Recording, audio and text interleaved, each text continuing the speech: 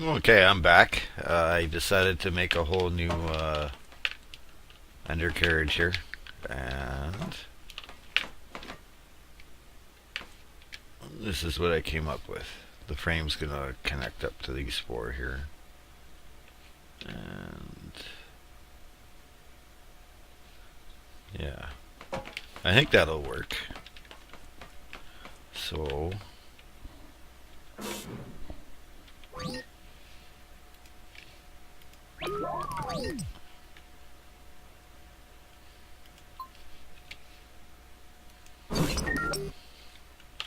this is what it looks like when it's installed. Now,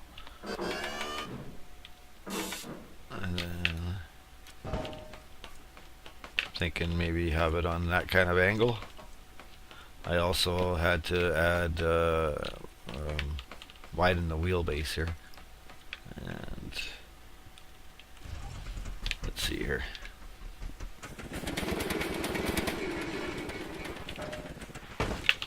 Seems to work a lot better.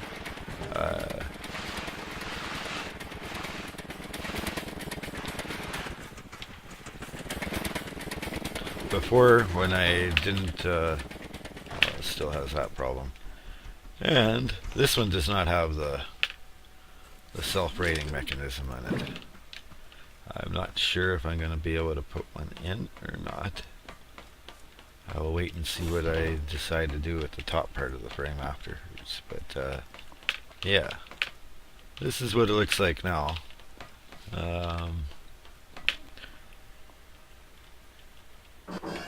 See, I had these independent joined up here, but they weren't hooked up all together here.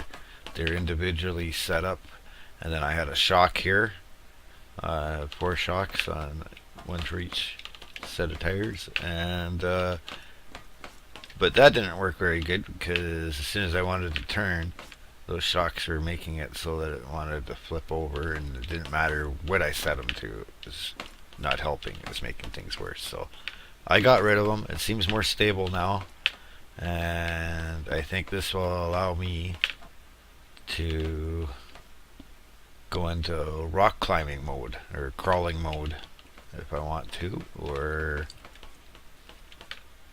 would have you. But I think that's a pretty good angle for starting with.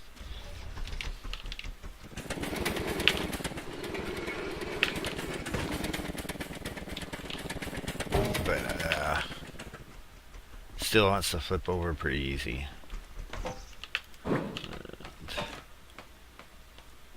But we shall see what happens here. It's